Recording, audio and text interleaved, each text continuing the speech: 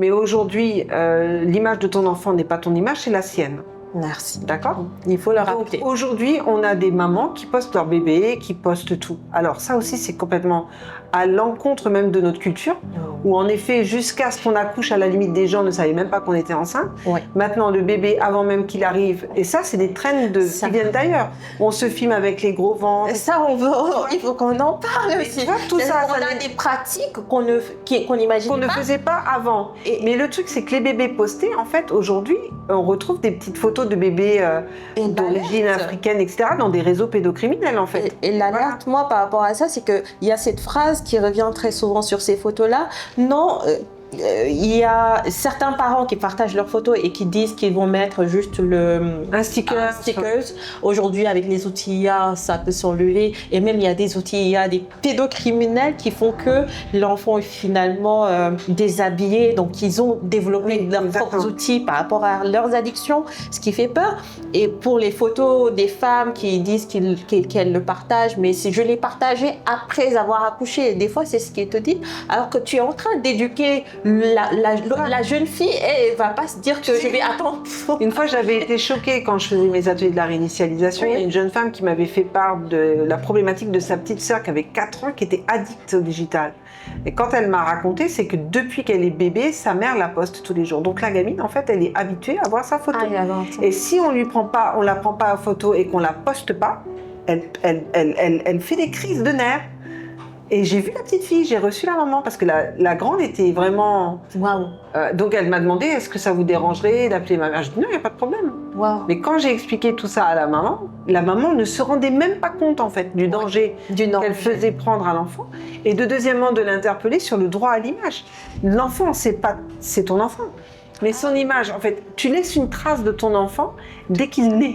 Toute sa vie, on tapera Sandrine Lemar et on la verra bébé dans la piscine, en train de boire un biberon.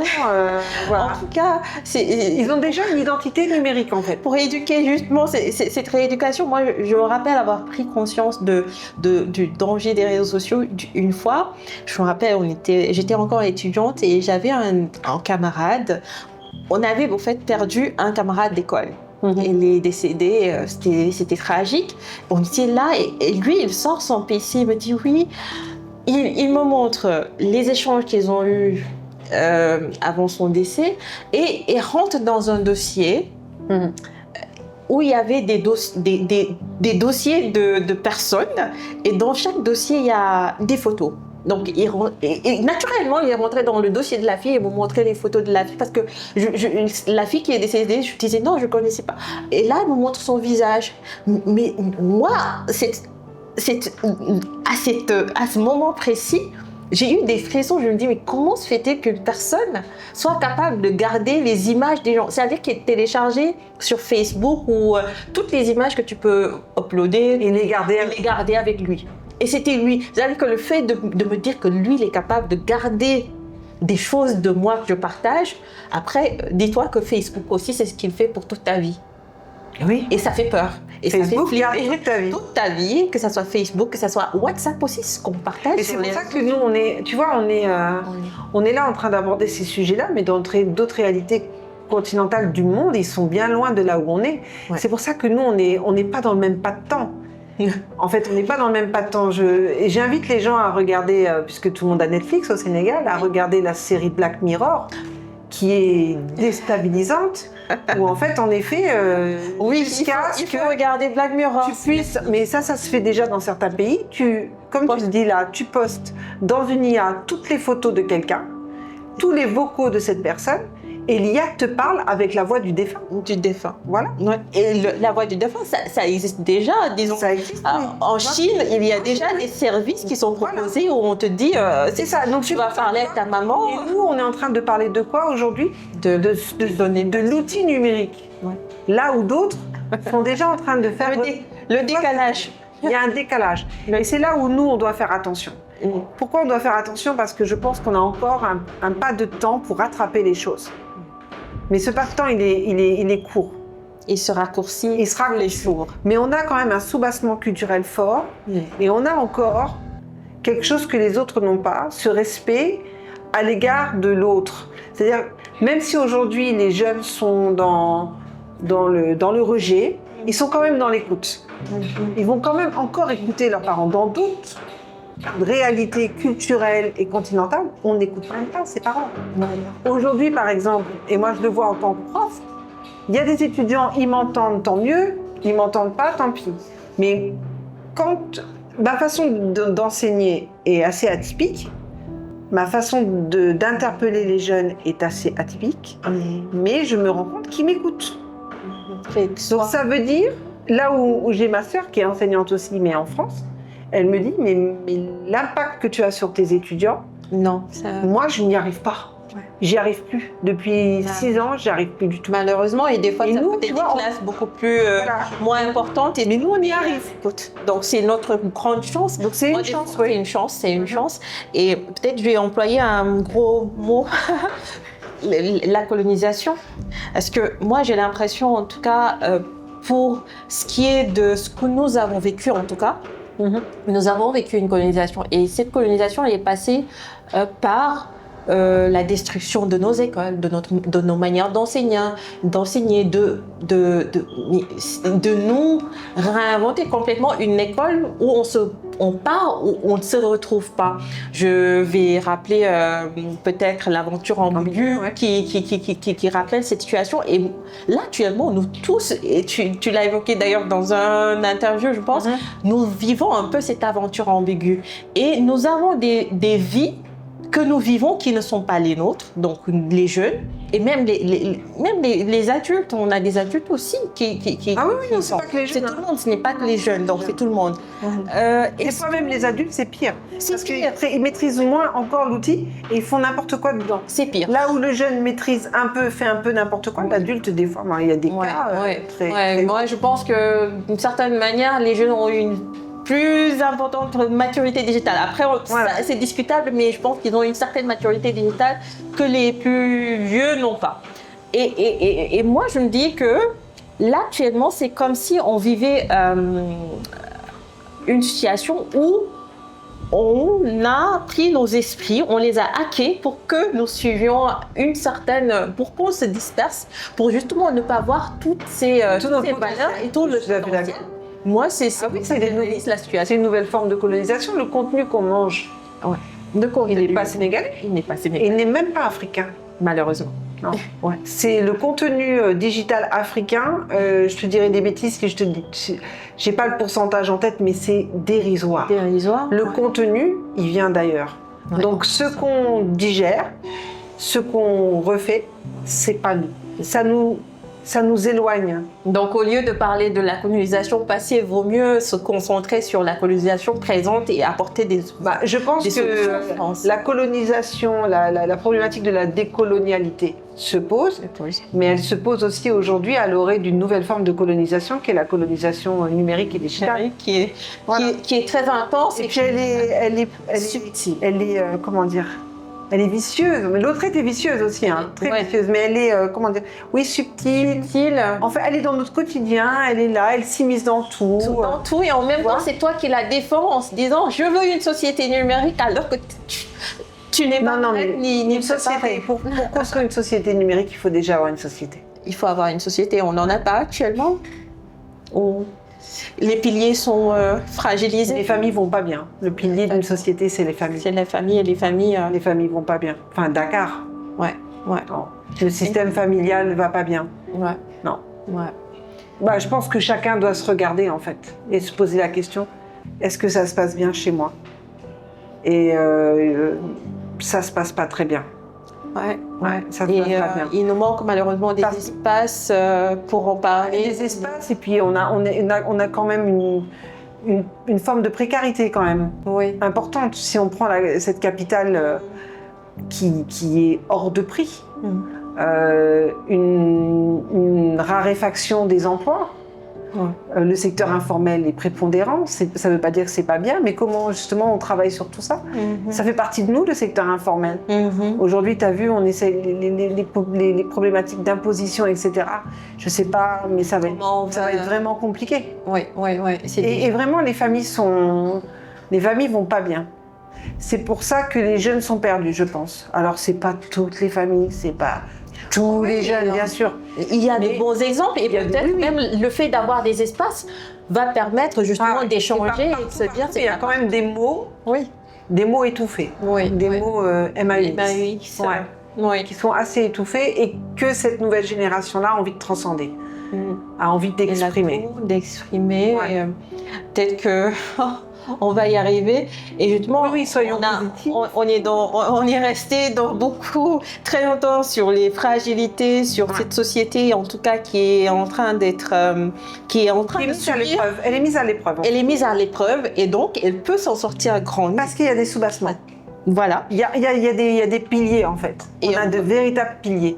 Et des sentinelles aussi. On a des gens quand même qui veillent.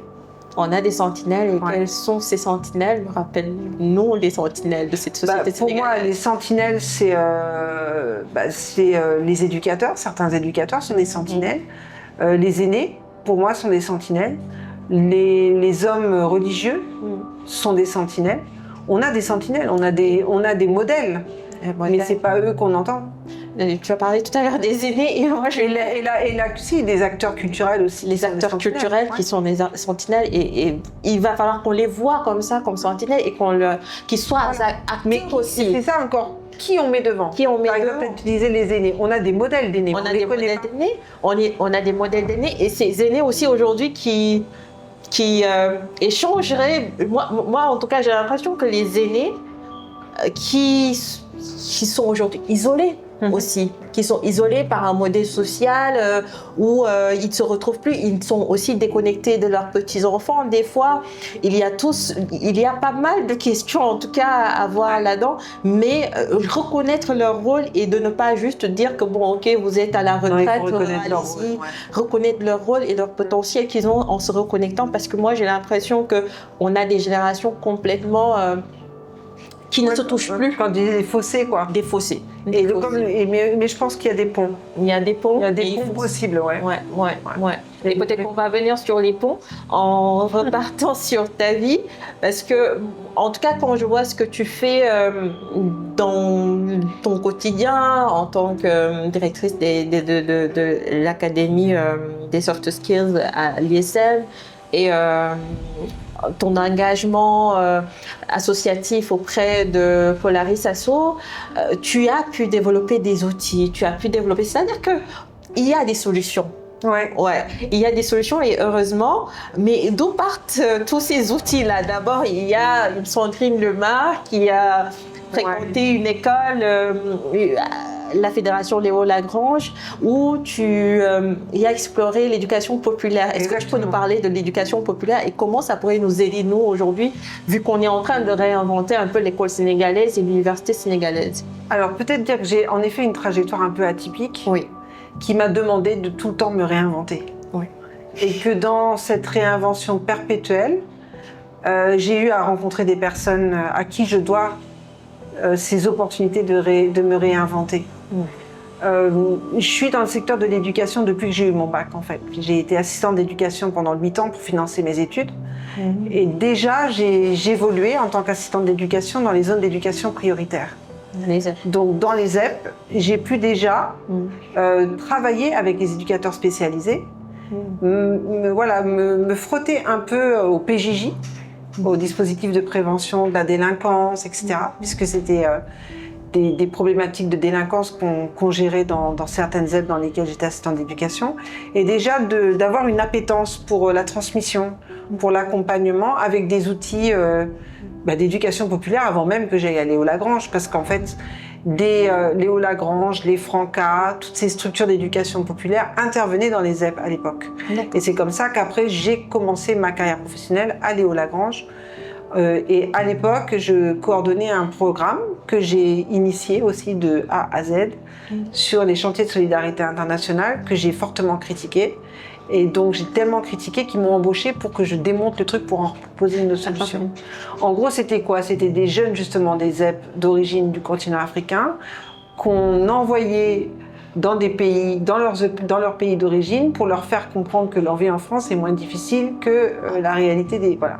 Donc quelque chose, moi, ayant la double culture que je n'acceptais pas, parce qu'en fait, la difficulté, elle est partout la même. Et pourquoi devoir transposer une réalité A sur une autre réalité B pour mieux comprendre qu'en fait, à A, je serais mieux que à B. Donc, c'est comme ça aussi que j'ai testé des outils. Alors, les outils, c'est ceux aussi que je reprends à chaque fois dans ma pratique et que j'améliore ou que je remets au goût du jour. Et l'outil principal, je pense, déjà à l'époque, c'était l'atelier du lien. Où en fait, j'ai conçu un atelier autour de la question du lien humain, avec plein d'accessoires que je ne vais pas décrire là aujourd'hui, mais en tous les cas, l'atelier du lien, c'est pour permettre à la personne de s'exprimer sur elle-même et sur l'autre. Donc ça, c'est plein d'outils. Donc j'ai constitué une boîte à outils comme ça depuis que j'ai commencé mon expérience professionnelle. Ensuite, j'ai été à Endagraph, aux côtés d'Emmanuel Dione, où en fait, là, c'était vraiment de la recherche-action à Grand Yoff, avec les communautés de Grand Yoff, où il fallait pratiquer des formes d'animation, de focus group. Alors, c'était des outils de sciences sociales, de sciences humaines, mais qu'il fallait adapter au contexte communautaire. Donc ça aussi, en fait, j'ai la chance d'avoir toujours été dans des laboratoires.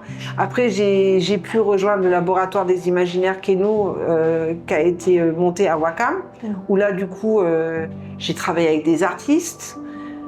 En parallèle, j'étais à l'ISM, où aussi, on m'a dit, écoute, Sandrine, crée un laboratoire. La Soft Skills, on l'appelle aussi le laboratoire du changement. Et voilà, donc en fait, si tu veux, j'ai une boîte à outils, mais cette boîte à outils, elle est basée sur la dimension humaine. Parce que je pense que pour apprendre, il faut d'abord apprendre c'est quoi être humain. Ce qu'on oublie. Et quand tu apprends à ce que c'est qu'être humain, tu apprends, ou en tout cas tu essaies de te comprendre toi-même. Parce qu'en fait, l'autre n'est que le reflet de nous-mêmes. Je considère que nous ne sommes qu'un. Donc ta souffrance est ma souffrance, bien sûr ta façon de régler ta souffrance ne sera pas la mienne, ta joie est ma joie.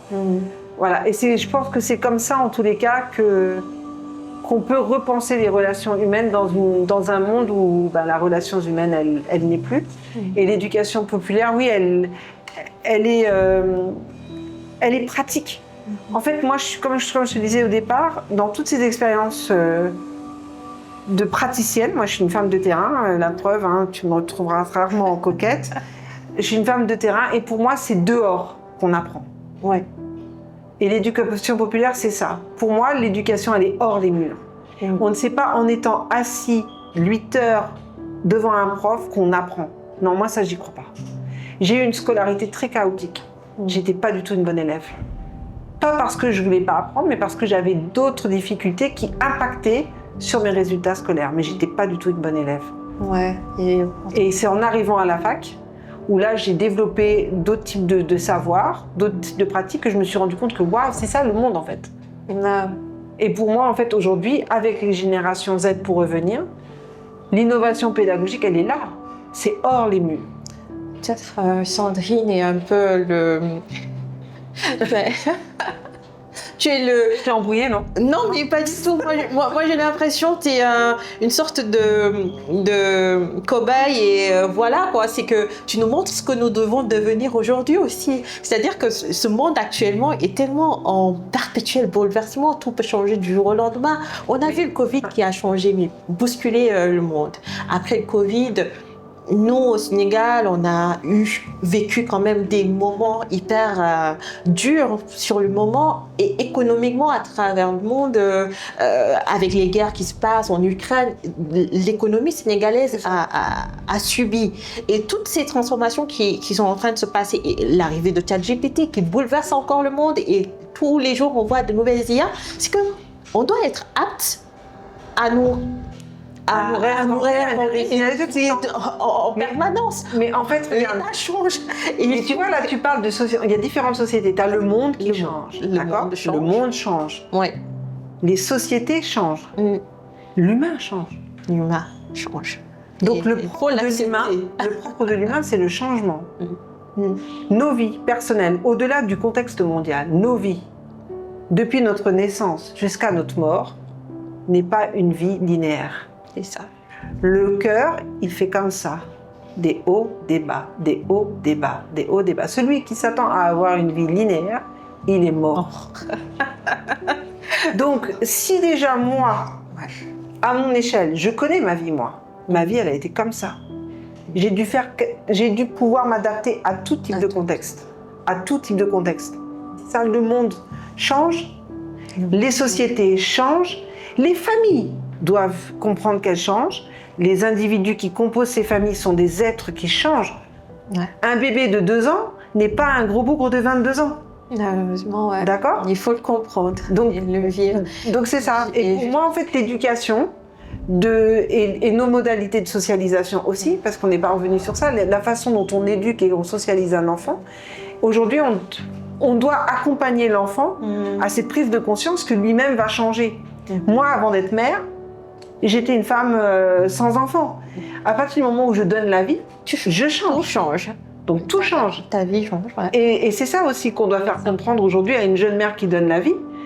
Ta vie d'influenceuse aujourd'hui change. Donc tu vas pas faire de ton bébé un bébé influenceur. Ouais. Tu vois, c'est pour reprendre un peu ce qu'on dit. c'est ça, la vie, elle est que changement. Et ces changements, malheureusement, on a l'impression que l'humain est en train de changer, le monde est en train de changer, mais nous, on a des appareils qui sont restés, et notamment l'école sénégalaise qui est restée. On a pendant longtemps, en tout cas, on critique l'école sénégalaise, c'est une école coloniale. Mais on se rappelle qu'on a eu des écoles avant l'école coloniale, l'école française en tout cas. On a eu aujourd'hui, même certaines sociétés, en tout cas, ont gardé certaines vies d'initiation pour éduquer leur peuple par rapport au changement. Justement, ils accompagnaient le changement à chaque âge, à 7 ans, à la naissance. Et c'est des choses qui se perdent. Ouais. Est-ce qu'il faut revenir? On ne peut pas revenir en arrière. C'est pas possible, mais il faut revisiter en tout cas ce qu'on avait. Oui, absolument. Et aussi réinventer cela avec tous les outils transformationnels. Qu'est-ce qu'on est... En tout cas, actuellement, on est dans l'histoire. L'école sénégalaise, comment elle doit réagir par rapport à ces outils pour se réinventer, justement, par rapport à ces outils? Qu'est-ce qu'elle a comme héritage pour... Tu sais, l'école sénégalaise, le dernier projet que j'ai coordonné à Endagraph, le titre du projet, c'est Diang Juk Teki, apprendre et réussir dans la droiture. À cette époque-là, on avait 14 inspections départementales académiques et 56 inspections départementales. On a fait tout le tour du Sénégal. On a travaillé avec les 56 inspecteurs départementaux. Et on a fait des enquêtes dans chaque département pour voir quels étaient les souhaits des parents. À l'époque, c'était avant que je sois à l'ISM, donc il y a 10 ans. Aussi sur mon LinkedIn, il y a la capitalisation de ce projet-là. Ce qui était ressorti, c'est qu'on allait vers les parents pour leur demander quel type d'éducation, quel type d'école vous souhaiteriez pour vos enfants. Et je pense qu'aujourd'hui, si on refaisait ça, je pense que ce serait ce que les parents répondraient. Maintenant, moi par exemple, j'ai demandé aux jeunes, qu'est-ce que vous souhaiteriez faire ? En fait, on doit demander aux parents, mais on doit aussi demander aux jeunes. Je pense qu'aujourd'hui, encore une fois, les jeunes sont différents de nous. On devrait leur demander quelle école pour toi ? Quel serait le modèle d'école pour toi qui conviendrait aujourd'hui à 2025 ? Donc faire un travail avec les jeunes. Quelles sont tes attentes par rapport à l'école ? Et en parallèle aussi, quelles sont les attentes des parents ? Et créer un dialogue entre les parents et les jeunes sur un modèle d'école. À l'époque, pour revenir à 10 ans derrière, quand on avait interrogé les parents disaient nous souhaitons que les écoles, si on devait refaire le système éducatif sénégalais, nous souhaiterions que nos enfants apprennent la religion, leur religion. Ça, c'était la première composante. D'accord. Nous avons vu du coup qu'il fallait, en tout cas pour réinventer cette école sénégalaise, non seulement écouter les parents parce qu'ils ont le regard de la société qui vient, mais aussi en tout cas les étudiants actuels, les élèves actuels, ils savent aussi ce qui devrait être une école. Une école actuelle où ils ne s'ennuient pas, parce que moi j'ai l'impression en tout cas que les jeunes actuels s'ennuient énormément. Tu peux, à partir d'un documentaire d'1 heure de temps, comprendre tout ce qui s'est passé pendant la guerre mondiale, entre les différents pouvoirs, et que tu vois un prof qui va faire 10 cours là-dessus. En vrai, il va falloir que... Est-ce qu'on n'a pas des enseignants aujourd'hui, des enseignants, en tout cas des métiers qui ont peur de disparaître ou qui ont peur justement de se réinventer et voilà, de faire le changement qu'ils doivent faire et qui veulent que l'autre fasse le changement pour le suivre, alors que non, eux, leur monde est passé, qu'il y a un monde à venir qu'il faut préparer. L'enseignant, s'il se remet pas, l'enseignant pense qu'il est sachant. Aujourd'hui, tout le monde est sachant. Par contre, pour moi, l'enseignant est un semeur de changement. Pour moi, l'enseignant, il sème des graines de changement et il accompagne le jeune. Il n'est pas aujourd'hui dans la prescription d'un cours formaté. Parce que même ça, il prend des risques. Et il prend des risques d'être contredit par l'étudiant, et c'est déstabilisant. Parce qu'en fait, je pense qu'à un moment donné, être professeur, être enseignant, c'était avoir un statut social. Et c'est vrai. Et c'est vrai. C'est vrai que c'était un statut social. C'est vrai. Aujourd'hui, c'est toujours un statut social fort, mais il faut se repenser. Un enseignant qui ne se repense pas, d'abord ne transmettra pas de savoir, n'impactera pas sur une vie. Moi, en tous les cas, j'ai cette appétence en tant qu'enseignante de comprendre avec qui je parle. Et constatant que depuis la Covid-19, ceux à qui je parlais en 2015 ne sont pas ceux de 2019, alors que 4 ans seulement se sont écoulés. Donc, c'est se réinventer, parce que je parle de moi, mais d'autres aussi. Tu arrives dans une salle face à 70 étudiants, ils ne t'écoutent pas. Ils n'entendent pas, ils ne t'écoutent pas, parce qu'ils sont omnibulés par, en effet, des notifications. Alors moi, déjà, c'est interdit dans mes cours, le téléphone. On l'éteint, on le pose sur une table, il n'y a pas de truc. Mais ça demande de l'énergie, parce qu'il faut les... Comment dire? Il faut les... impacter. Ouais. Il faut prendre le temps. Il faut prendre le temps d'impacter, et tu sais qu'ils ont un temps de concentration qui se renouvelle à peu près tous les 3-4 minutes. Donc, voilà, tu ne peux pas venir avec ton savoir et dispenser ton cours comme tu le faisais il y a même pas 5 ans derrière. ChatGPT le fait mieux que toi. Voilà, et donc les gosses, ils ne t'écoutent pas. Ouais. Alors que l'enseignant, au-delà d'être écouté, il doit aussi entendre. Enfin, c'est la relation enseignant-étudiant, enseignant-apprenant, c'est une relation.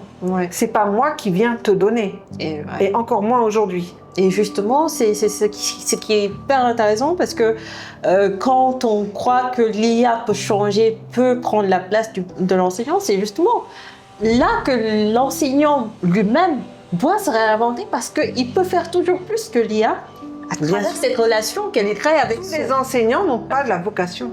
Ouais, il y a ça aussi. Être enseignant, c'est avoir la vocation. Il faut avoir la vocation. Il faut d'abord aimer son métier, et aimer son métier, de fait, te demande de t'adapter à ton contexte d'enseignement. Mais la vocation, c'est une perpétuelle remise en question de la personne à qui on transmet quelque chose, et de cette personne aujourd'hui à qui on transmet aussi, elle nous transmet. Donc en fait, pour moi, on est tous aujourd'hui des apprenants. Il n'y a plus de sachants et des apprenants. Il y a des gens qui, en effet, ont plus d'expérience et de la pédagogie. Mais même la pédagogie aujourd'hui est à revoir, puisque un gamin qui naît aujourd'hui n'a pas les mêmes modalités de concentration qu'un gamin né dans les années 90. C'est un challenge en tout cas. Et c'est super par contre. Et justement, c'est ce qui fait c'est ce qui fait qu'on se réinitialise tout le temps. On allume, on éteint. On va revenir à cette réinitialisation. Comment se réinitialiser? Qu'est-ce que... voilà, moi en tout cas, ça me fait penser au bouton reset, ce que nous avons en tant qu'ingénieur télécom. C'est de nous permettre de resynchroniser entre nous. C'est quoi la réinitialisation en fait? Alors la réinitialisation, c'est né d'abord d'un constat de déshumanisation dans le digital. Pour revenir à ce qu'on disait au départ, le problème de l'empathie, de la surexposition de soi, voilà, tout ça, ça m'interpellait. Et du coup, c'était de voir justement avec les jeunes, principalement de la génération Z, mais aussi avec les parents, parce que on a mis en place en parallèle un dispositif d'accompagnement des parents, c'est de dire, ok, réinitialisons-nous. Et j'ai fait exprès de prendre au départ le logo, si vous regardez, le logo initial, c'était un cœur avec une batterie faible. Alors, l'idée, c'était de dire, quand ton téléphone est en batterie faible, tu tu cours pour le charger. Mais est-ce que ton cœur n'est pas faible? Est-ce que ton humanité n'est pas faible? Donc, il faut revenir à l'humain et rebrancher ton cœur pour qu'il se remplisse. Et pour qu'il se remplisse, le travail que tu vas devoir faire, c'est un travail d'introspection. Donc, il y a différentes étapes. La première étape, c'est un peu définir le qui je suis, sachant que le qui je suis n'est jamais figé parce que la Banel d'aujourd'hui, après le podcast d'aujourd'hui, la Sandrine d'aujourd'hui, après le podcast et l'échange avec Banel, on ne sera pas les mêmes. C'est ça. C'est ça aussi, accepter que on bouge, on est en mouvement, mais qu'il est important quand même de connaître ses fondamentaux. Ce sur quoi je ne reviendrai jamais, mes valeurs, ce sur quoi je ne reviendrai jamais non plus, mon héritage familial. Donc, important de se repenser et de se repenser à l'orée de ce que l'on montre de soi. Et de se dire, ok, ah ben non en fait, si c'est ça, et c'est ce que je dis toujours, Sandrine dans le réel et Sandrine dans le virtuel, c'est la même personne. Sandrine avec Banel, Sandrine à la Soft Skills Academy, Sandrine à Kenou, Sandrine à la ville de Dakar, Sandrine, c'est la même. Elle parle de la même façon, elle s'habille de la même façon, ses principes sont les mêmes. C'est l'authenticité qu'on cherche en fait dans la réinitialisation. Et ça passe par un travail sur soi. Donc on travaille aussi la question des émotions, parce qu'on est des êtres sociaux et des êtres d'émotions. Justement, on a un cœur. Donc logiquement, la douleur de l'autre te touche autant que ta propre douleur. Et justement, et tant en fait, qu'on ne revient pas à soi, on peut même pas... Donc c'est ça en fait, se réinitialiser, c'est j'éteins tout et je reviens à moi. Et je reviens à moi par le biais d'outils que j'ai mis en place, donc différents ateliers, l'atelier des émotions, l'atelier du lien, l'atelier du pardon. Donc il y a une boîte à outils d'ateliers qu'on anime, alors avec des jeunes, avec des moins jeunes, ça dépend. D'accord. Et l'idée, surtout ce sur quoi on a travaillé l'année dernière, on a vraiment approfondi le travail, c'est pour moi aussi l'opportunité pour chacun de créer. On a tous une âme artistique. Tous. Et du coup, ça peut être un levier aussi pour se connaître. Et donc, on se disait, on fait un atelier et à la fin, on laisse une trace. La trace, elle peut être photographique, elle peut être filmique, elle peut être audio, elle peut être dessin, voilà. Donc, chacun des membres des ateliers de la réinitialisation l'année dernière a créé de la poterie. Enfin, ils ont créé plein de choses. Et on se connecter avec ses mains, avec soi, tout en étant en lien avec le thème abordé pendant l'atelier. Et à la fin, on a fait une exposition immersive. Et pour l'évolution de ce projet Réinitialisez-vous, c'est-à-dire qu'on se réinitialise. Moi, j'ai besoin de me réinitialiser en tant qu'individu, mais aussi nos organisations ont besoin un peu de se réinitialiser, pour se reconnecter avec les sociétés. Est-ce que tu projettes en tout cas de faire des projets de réinitialisation dans les entreprises ou dans les écoles? Écoute, moi, ce projet-là prend de l'ampleur, tant mieux, parce que, et grâce, je pense, à toutes les personnes qui collaborent à mes côtés sur ce projet, ça fait écho. Maintenant, réinitialisez-vous, ça y est, ça commence à devenir un... Réinitialisons-nous, d'ailleurs. Non. Je sais pas. Moi, je sais pas ce que je vais être demain. Je sais même pas ce que je vais être dans 1 heure, donc je sais pas. Ouais, mais tu t'imagines en tout cas que tout le monde se réinitialise. À un moment donné, quand on a eu des troubles dans ce pays-là, c'était rigolo de voir justement des étudiants ou des gens qui ont côtoyé le projet inviter l'État à se réinitialiser. Et à m'inviter à animer des ateliers de la réinitialisation au stade Abdoulaye Wade. Et je pense bien qu'on en a tous besoin.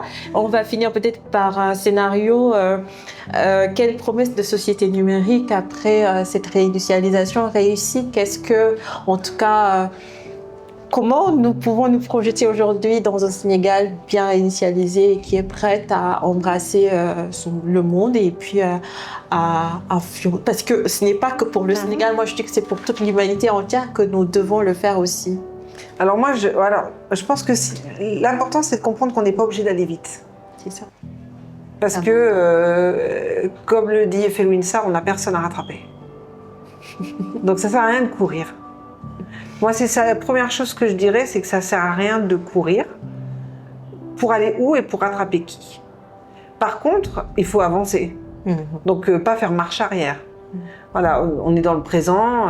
Voilà, on n'est pas dans le passé, on est dans le présent. Mais comment on appréhende notre présent? Et pour moi, cette réinitialisation nous permet d'appréhender notre présent au regard de ce que nous sommes fondamentalement. Je pense que moi, j'ai la double appartenance culturelle. Je pense que le Sénégal, on parle du Sénégal, a vécu différents traumas. Comment on guérit de ces traumas? Certains, tu disais tout à l'heure, il y a eu la colonisation, aujourd'hui il y a une nouvelle forme de colonisation. Est-ce qu'on ne devrait pas laisser l'autre colonisation pour aborder cette colonisation actuelle? Oui et non. En tout cas, je pense qu'on a un travail d'introspection à faire et des deuils aussi à faire, tout en étant conscient bien sûr des douleurs qu'on nous a infligées. Et pour moi, la réinitialisation, si on la fait bien, eh ben, ça permettrait en tout cas à des jeunes, parce que moi c'est plus des jeunes, c'est avec eux que je suis au quotidien, d'être plus ancrés en fait, et plus authentiques. Moi je leur souhaite d'être dans la vérité en fait. Dans la vérité. Ouais. C'est tout ce que je leur souhaite. C'est un très beau souhait. Parce que... être dans la vérité, être dans l'authenticité et se réaliser. Mais dans l'authenticité et la vérité. Et si on ne fait pas attention, ils vont se réaliser, mais ils vont tomber. Parce que leur réalisation ne sera pas authentique. Quelque chose qui n'est pas authentique, pour revenir au copier-coller tout à l'heure, quand tu colles quelque chose, à un moment donné, le truc va se décoller. Donc voilà, c'est un peu ça. Et oui, il faudrait que tout le monde se réinitialise. C'est ça. Réinitialisons-nous. Et puis peut-être dire aussi qu'il ne faut pas confondre dans cette thématique-là de numérique, il ne faut pas confondre l'équipement numérique, les avancées technologiques à l'éducation. Parce qu'on peut prévoir d'avoir une société numérique, mais on parle des outils numériques, des avancées technologiques. Mais une avancée technologique ne peut être une avancée que si la société la comprend. Et c'est là où l'éducation se pose. Voilà, c'est ça aussi. Et je pense qu'il y a une question hyper importante que je n'ai pas posée. Je ne sais pas comment on va la placer, mais c'était un peu la démarche de la réinitialisation. C'est aussi le résultat peut-être des travaux à la Soft Skills Academy. Et moi, c'était comment reproduire aussi, pas reproduire un modèle, mais inspirer les territoires, parce que c'est une question fondamentale, l'éducation numérique. Comment la tenir et la faire, parce que ça, c'est urgent. Rattraper les autres, ce n'est pas urgent. Par contre, nous réinitialiser, ça, c'est urgent. Comment, en tout cas, on peut inspirer les territoires. La réinitialisation, comme je te l'ai dit, c'est un projet donc personnel que j'ai initié il y a 6 ans, que j'ai testé dans différentes instances.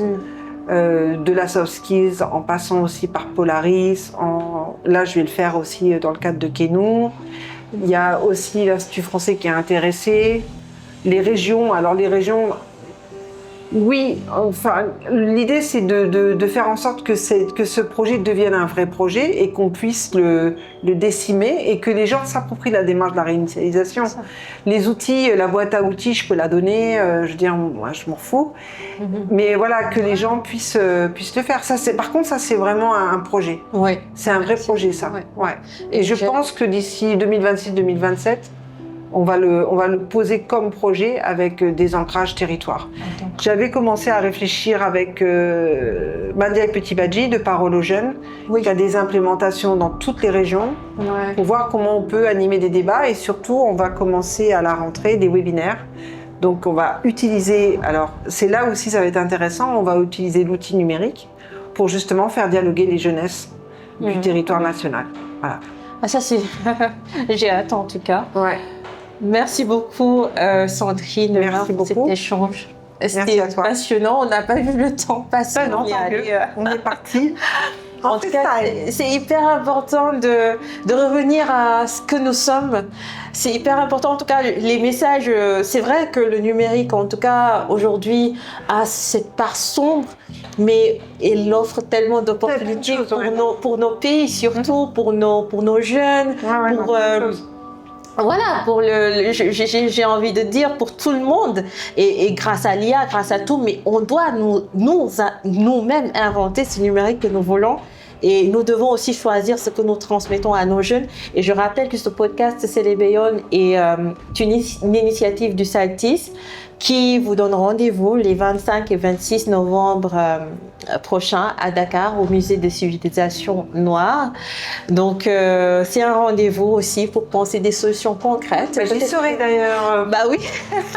J'y serai. On vous invite tous les auditeurs aussi, de préparer vraiment ce grand rendez-vous annuel pour le Sénégal. On se retrouve très bientôt pour un nouvel épisode de C'est les Bayonne. Merci beaucoup. Merci. Merci Sandrine. C'était